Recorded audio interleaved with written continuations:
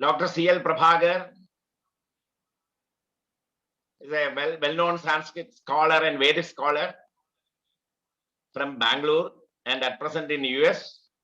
The founder president of the Vedanada Adhyayana Kendra in Bangalore, a international institution. He was a long time, he was a professor in the university, both in India and outside. Such a great Vedic scholar, Vedic and Sanskrit, the classical Sanskrit scholar, is chairing today's session. I welcome Professor C.L. Prabhakar to this session to chair. I request Professor C.L. Prabhakar to deliver his presidential paper. Professor C.L. Prabhakar. Namaste to everybody who are Namaste, gathered namaste. here. Namaste, namaha. It's a great pleasure to be among this Jnana Sabha, where so many scholars have joined from different countries, including India. So it is the base is India. And I really congratulate and feel very happy for the type of function, a seminar that is being conducted with a wonderful topic, the roots of the systems of knowledge, roots in Vedic literature. So it's such a wonderful topic, explorable. Sri Gurubhyo Namaha Harihi Om. Om Agne Naya Supatharaye Asman Vishwani Deva Vayunani Vidwan Yuyodhyasmadjuhuranameno Bhuyishtham te namavuktim vidhema. Om Shanti Shanti Shanti. Gnananandamayam Devam Nirmalaspatikakrutim Adharam Sarvavidyanam Hayagrivam Upasmahe. Hayagrivam Upasmahe. Thank you very much for the opportunity that has been provided to me by Dr. Murali Madhavan and all of you in this wonderful Sabha. But I have been asked to talk the chairman's speech. I never expected that. But anyway, I am very much obliged and thankful to all of you that I am simple, very much simple, not much very good scholar and all that. But still, I feel to share a few ideas on this important topic, that is the knowledge system, Indian knowledge system. In fact, Indian knowledge system is simply very wide and has been coming to us. So Guru Parampara is there, a lot of that. But when he proposed that kind of topic, and I felt like choosing the knowledge system based in Upanishads and more focusing upon this Taittiriya Upanishad. And this is what I am going to share a few ideas on this.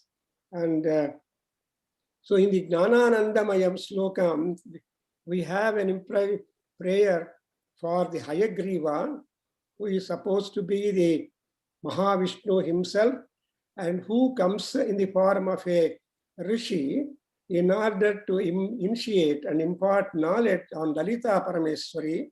So Lalita Sahasranama, Sri Vidya has been initiated to the Agastya Maharshi. Therefore, such a great Maharshi, such a great God, Mahavishnu, and he is the source for all systems of knowledge. And we have to know about this Spatika Mala, which is mentioned, which is born by him, Spatika Mala or Spatikam, and that is said to be the Spatika stone. The crystal stone is supposed to be the sound absorber, the recorder of voice and sounds. And so when decoded, the sounds through the sounds recorded through hysteresis, the knowledge correspondingly becomes downloaded And so this is the wonderful way of recording in ancient times. And this is true when Varuna Maharshi said only through hard work and research work, with focus, one can get knowledge of different layers of Brahman and Gnanam and whatever it is. So that's what tapasa Brahma vijnana tapo brahmeti. And Brahma also is the knowledge graded that could be systematized later on. And knowledge, Jnana, is Dharma signature for humans.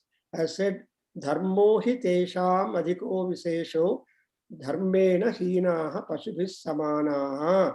So those who do not know and practice Dharma, they are like the beast. Pasu is the beast. So actually, Dharma regulates positive goals, and it is Jnana and Vijnana, and that also leads to the adhytamjnaana and tatvajnartha artha darshanam, which is very important for the human life. All this set is directed to utility of human span of life and emancipation, that there is no repetition of birth at all, because whatever birth that we have been granted by Paramatma must be utilized appropriately. See that we grow more, so we turn out to be Gnanins. And Jnana, as all know, is a source of bliss and tool for removal of fear and danger, leading to peace, santi. So when we drop our fear, Shanti automatically comes to us. Even in these 6 enemies, kama, krodha, lobha, etc., when we drop down that asuya, matsara, then we become completely controlled. So in Bhagavad-Gita, another important text, which is the essence of all Upanishads, all secret knowledge, Bhagavan Krishna uttered that knowledge in the form of activity, yajnas, have been created by Prajapati. And when Prajapati created the beings, he created the beings, people, along with the yajnah, along with the work. Because without work, if creation is there, they get confused. So the timetable, how they can modulate their span of life, or what is the activity that they can afford to take up, that is what is already created before. Saha yajnah prajah srutva. That's the expression you have got. Then the people who are born will engage themselves in the acquisition of Jnana to the possible extent, and they will have a kind of Atma Bodha, and which is all possible through the teacher's instruction, rather Guru Bodha. Say Atma Buddhi Sukham Chaiva Guru Buddhir Viseshatah. And moreover, our India or Bharat is very much famous for 2 things. That is oral tradition. From teacher to teacher, the whole knowledge has been imparted.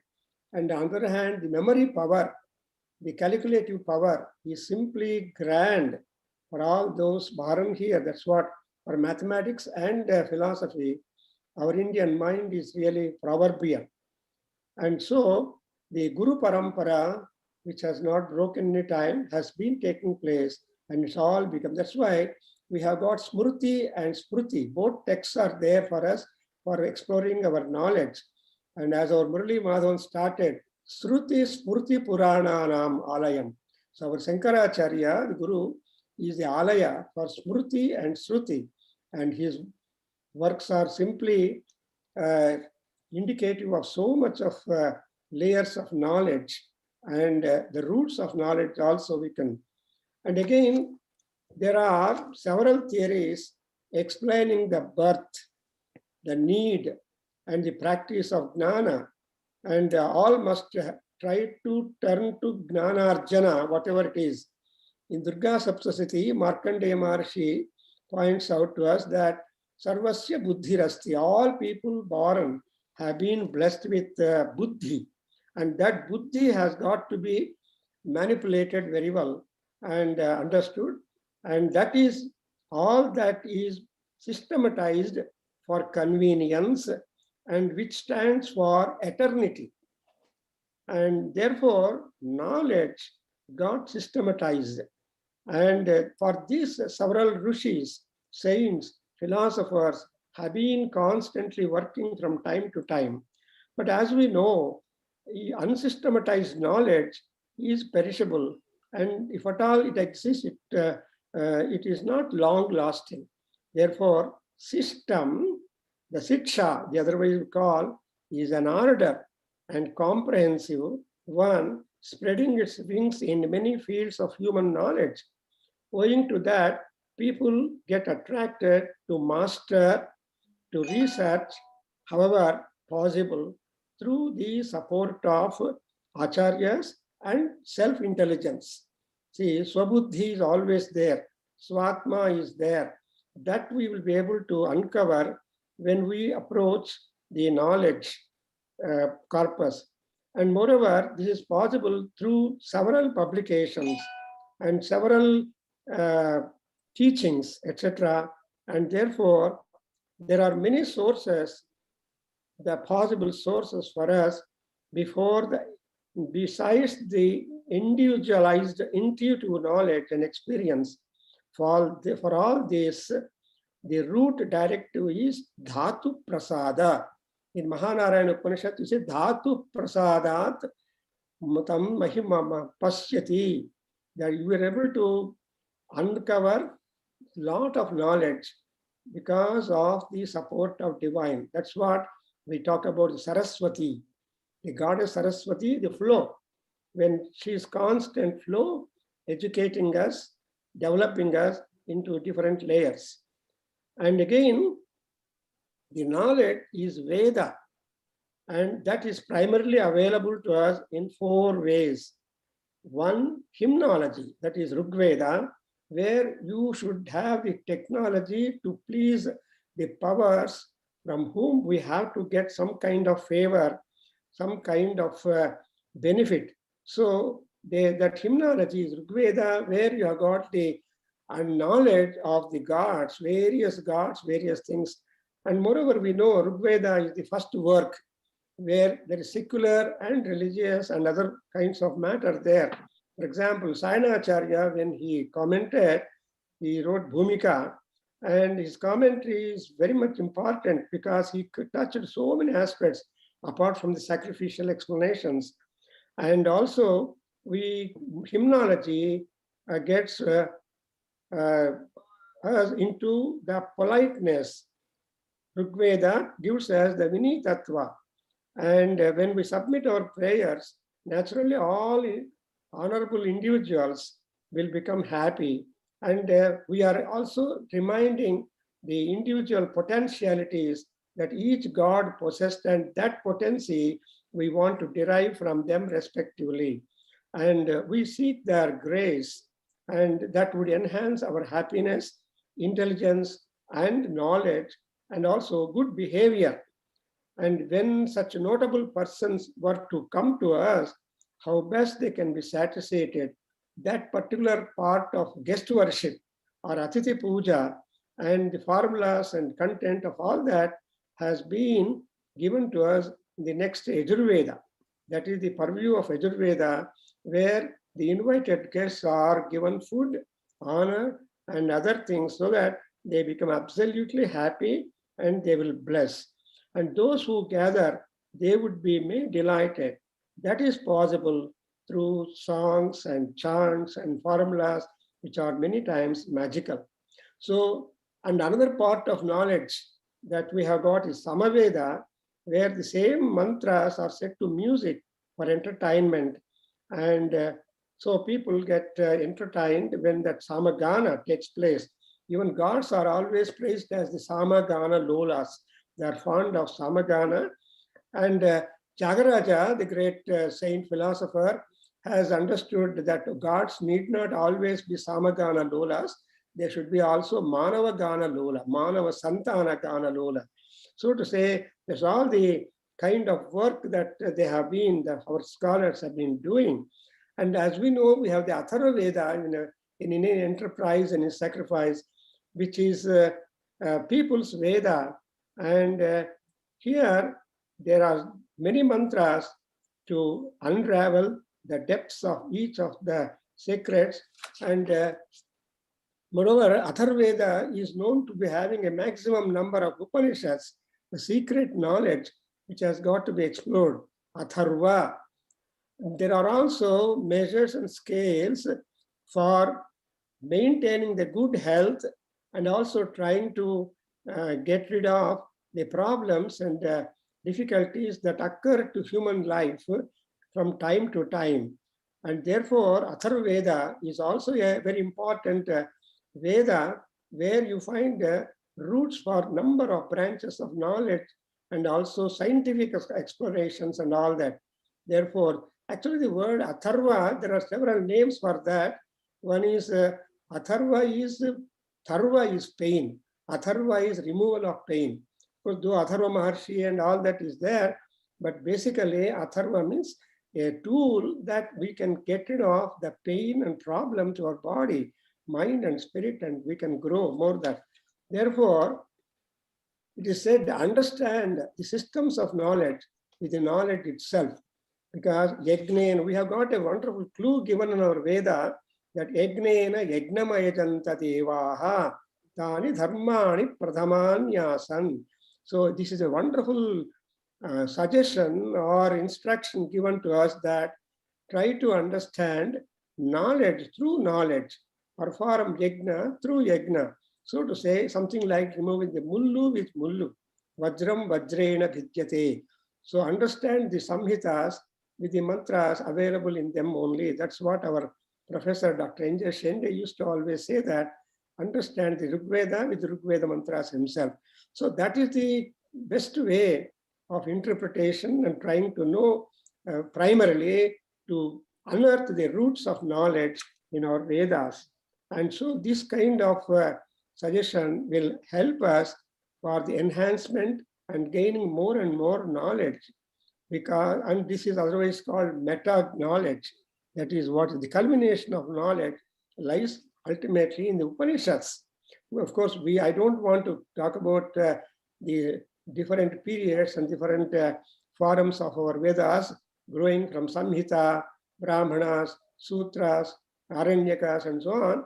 I now just immediately come to this Upanishads, which is a very wonderful field of literature where all people like and pursue and not satisfied. And still they keep on doing work upon various Upanishads. How many Upanishads are there is a good question. But many, many Upanishads are there. And we only limit the number by saying 10 Upanishads or 108 Upanishads, like that. But Upanishads is a stage where several thousands of seers and saints and philosophers contributed from time to time their knowledge, their thinking to enrich the windowful thoughts on body, mind, and spirit, and turn them into the channels of Lokajnana, the mundane knowledge, and ultimately to Brahmajnana, knowledge on the Creator and Supreme Being, and ultimately merge into Brahmananda. Because in Parisha Sukta is a very important text for us to know roots for many branches of knowledge. And because the Paramatma will not take birth, but will cause everybody to come into the world. And he will give opportunity and faculties that they can pursue, that they can pursue the respective knowledge and make the entire world filled with knowledge as long as they exist. So each Veda has a system by name Upanishad, a secret knowledge. Here there is the involvement of both teacher and taught. So whenever Upanishadic knowledge, whenever secret knowledge has to come to us, we must seek the teacher, because the teacher has got some kind of expertise and experience and depth of knowledge. But the teachers that we have in our India, our rishis, they are never egoistic at all. So, for example, in Taittiriya Upanishad, it is said, Eke spusreya gumso brahmanaha tesham tvayasanena prasvasitavyam. So you can go to any other scholar other than me after learning, and you can improve your knowledge. That kind of generality is very important in our Indian professor system. So, and moreover, we always begin our studies in Veda or knowledge gain with the prayer, Sahana avatu, Sahanau bhunaktu, Sahaviryam karavavahai, and Tejasvina avadhitamastu. So this is a wonderful suggestion that, so avatu means whatever knowledge we learn, that knowledge must be a protective and upholding our interests, both teacher and taught. And the taught, if at all he grows more and more powerful in knowledge and unearthing so many things, the teacher is being complimented. The credit goes to the teacher. Oh, who is your guru? Under whom we have learned? That's the question.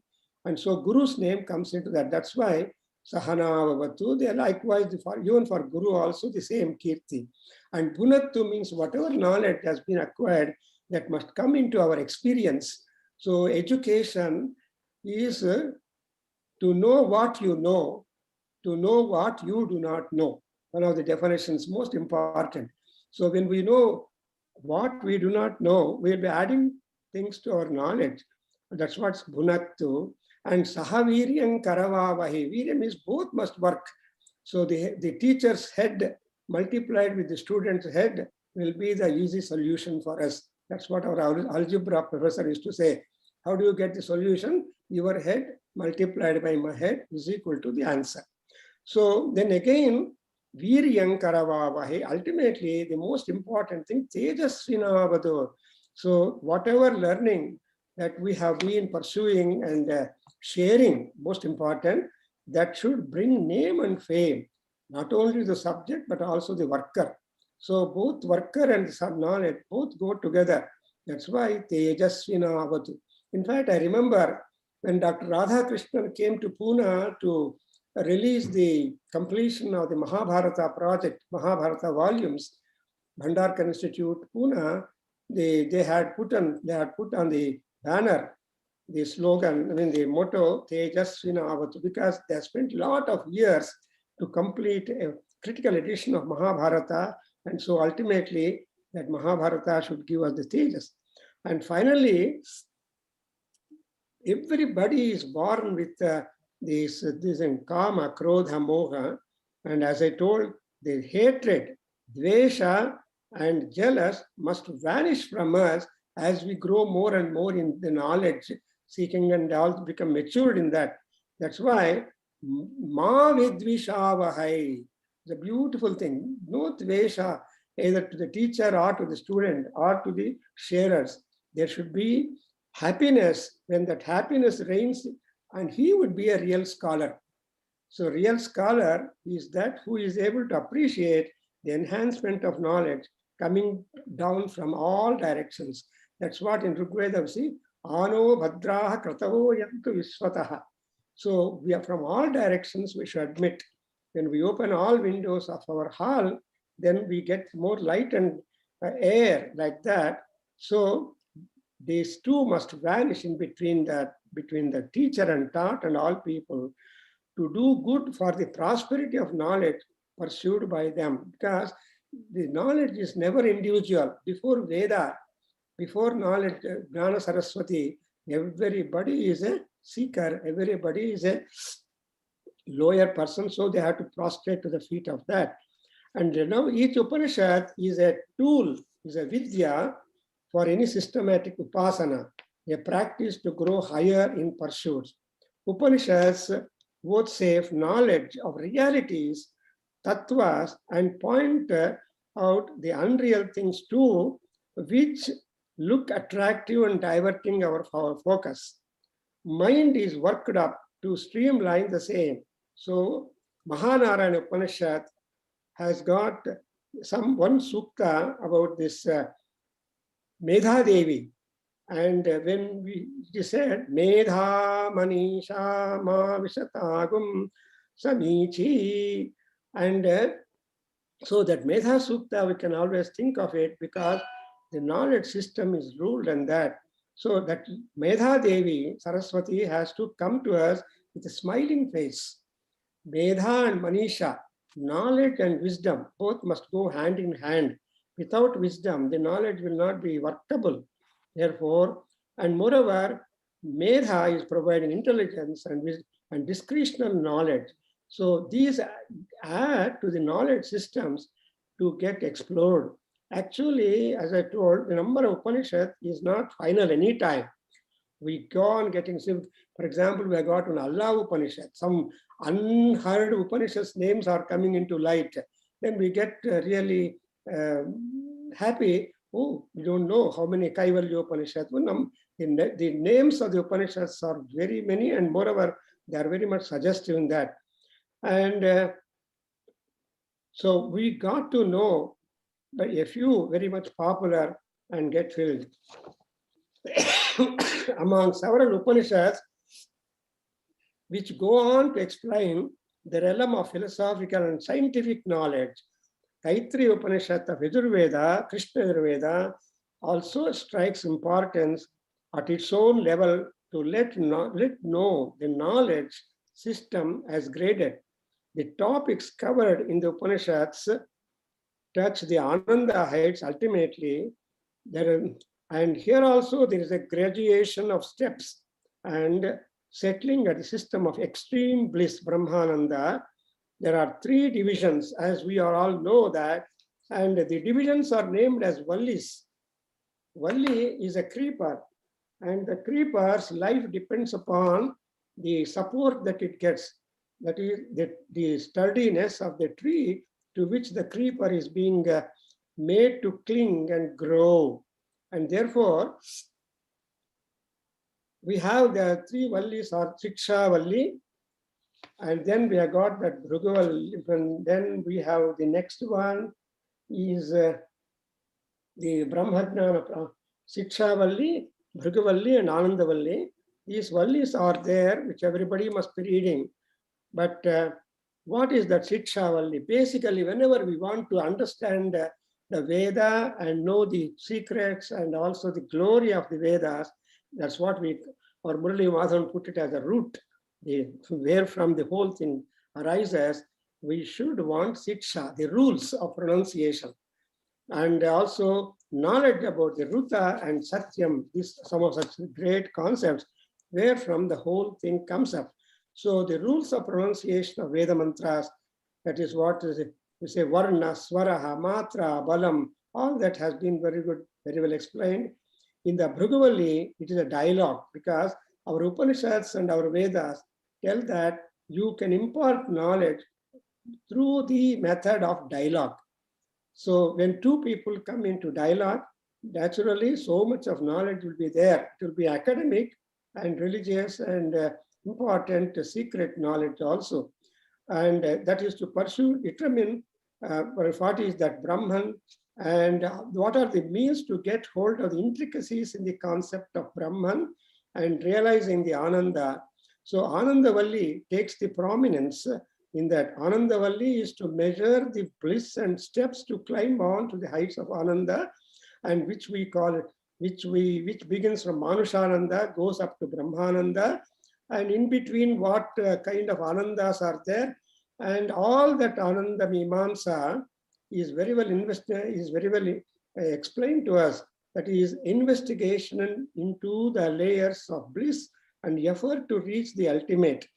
And it is ensured that if one were to know the Brahmananda, he would be free and gets true knowledge of Brahman, that is Atmanam Sprunute. Because we are always talking about the Atma, body and soul. But whatever we do, culture, education, habits, good behavior, all that must go to the Atma inside, while body is only a tool. That's why Sariram Adyam Khalu Sadhanam. That's what Kalidas has taught us, that Adya Sadhana is Sarira. But all that sadhana, the results of it will go to the Atma. And in the word Valli connotes the liability for any extent of growth or to any height, depending on the strength of the tree to which the crawling creeper can cling and twine to rise to the height of it. For example, the other day when I went to Delhi, I happened to see the money plant with such a big leaves and growing very so strong. Actually, we keep the small piece of money plant in the water bottle or in pot or like that. We don't see the rich growth of that particular plant. But I was wondering, so it all depends upon the atmosphere, and many factors make that knowledge grow up like Valli, and we'll become very happy when that Valli becomes strong and very much well with a bumper growth. And that is a form of knowledge system. Actually, when knowledge becomes systematized and regularized, the validity and longevity, sustainability, and all that would be very much great. And there will be also the art of seeking. See, in art of seeking the knowledge and going to deep into the depths. And moreover, such type of knowledge will stand the test of time, and that always turns to be a useful inspiration and giving us more and more insights. And we know these important divisions of this Taittiriya Upanishad for the acquisition of and management of human requirement of refinement and character and conduct will be very much important. And another important thing is that whenever it called knowledge, we cannot simply take it like the newspaper reading. It is a very hard reading. The more and more times you read or study, put your insights into that, you will be getting more and more new meaning. For example, Ramayana or Mahabharata or Bhagavatam, these are all very great Vedas or great texts which have been read and read and read. For example, also Bhagavad-Gita. There is a library of work done on Bhagavad-Gita. If at all you arrange the works on Bhagavad-Gita, it's a big, we require many buildings to just know what truth is like that. Then, and also this requirement of refinement. Yes, apart from that, all Upanishads provide systematized knowledge, clearing doubts and educating the mind for finer, sensible life and enjoyment. Actually, in Bhagavad-Gita, it's also Upanishad Sara. Bhagavad-Gita Su, Upanishad Su, Brahma Vidyayam, Yoga Shastre. That is how the colophon reads. So Upanishad Su means all Upanishad Sara has been implied in that Bhagavad-Gita. And there we have these pure divisions: body, then indriyas, mind, buddhi, and parabuddhi. So the mind is sandwiched between the indriyas and buddhi. Therefore, the mind can fall upon the indriyas, make us hopeless, or the mind can listen to the buddhi and parabuddhi and grow more and more and get emancipation. It's a beautiful steps in analysis that our Krishna has shown to us in Bhagavad-Gita, likewise in other Upanishads. And moreover, and we get such a good secret of knowledge. For example, Taittiriya Upanishad is also belonging to Rig Veda, is a wonderful Upanishad, very short but very significant. In that we have got reference to the creation and birth. It is said that the being to be born is first sowed into the man from the air. I don't know, it's Paramatma's activity. He puts that seed in the man, and that man imparts or deposits that seed in the woman's womb, and the womb of the woman gives the form, shape, and etc. Meanwhile, when the complete formation of the baby is far done, Paramatma will interfere and put the calendar of life. That's why in making that Vishwani Vayunani Veda, in that Vayunani are being recorded or written down to the baby between 5th and 7th month, and then it is delivered into the world. Although the baby fights with the Paramatma, why at all you are sending me back into this? I don't want. But Paramatma convinces, no, you have got some more things to do with, go on. Then the baby is delivered. So this kind of idea, how the creation, how the babies or how the creation comes into being, given the Taittiriya Upanishad, is a wonderful idea. So the being gets all calendar of life while in the womb. So like that, and again, when we go to the Kathopanishad, which everybody knows, the knowledge system is completely different. and more learning there also. And there also we have got interesting dialogue between Yama and the Brahmin boy, Nachiketa. You know, Nachiketa, as we know, all know that he has been given to Yama by his father. Actually, thoughtless he was, but whatever Maharshis say, it will have always lot of validity. See, Rishibhashitam, Namithya Rishibhashitam. When father gave away to Yama, that boy sincerely goes to Yama's place, but Yama was absent. There was outboard for Yama's house, that mansion. So patiently waited there for 3 days. When Yama returns, finds a boy waiting for him, a Brahmin boy, waiting for him. If, instead of becoming angry, he became very karunavan. And there was a dialogue, as all of us know, in Kata. Kata actually means distress, Upanishad. So Kata Upanishad is a tool how best we can remove the distress that we have all got when we are born, when we are living. So the Yama, the Lord of Death, he has to give that Vidya, that Yama Vidya, that is what Agni Vidya he gave. In fact, although so many attractive things are offered to Nachiketa, Nachiketa did not agree for any one of them, but he insisted, I want the divine fire, the Divya Agni, I want to take it down to the earth. Then Yama tried to give that Agni Vidya, and he only said, what Agni, Divya Agni, which you are taking down the earth, that will go after your name, Nachiketa Vidya. So Nachiketa Vidya is very important upasana, and that you get more about in Aruna Prashna, Nachiketa Vidya. So apart from the adhyatmic knowledge, which very few people are interested. These days, people are interested in the mundane knowledge and the problems and the crisis that is coming on, and how best we can use our scientific technology and modern technology and see that we get some kind of relief and comfort and make the virus, etc., to vanish. So, but that kind of clue also is there in our Vedas. So Vedas are not simply philosophical treatises or religious texts. It is a library by itself, as Arnold said. Veda is a library. In library, you can get books or works done on various branches of knowledge, and that's what is folds of Saraswati. So scientific knowledge also can be rational. Scientific knowledge can also be. So if a physicist sees Rigveda and our Vedas, he sees a lot of physics there, and everything, all branches, all faculties, and therefore knowledge, by its definition, is universal and cannot be divided as one and all that, like that, no sectionalization. And as I mentioned, the rutam cha satyam cha abhidhat tapasodhyayata tato ratrirajayata, like that we have got many mantras correspondingly, but rutam and satyam.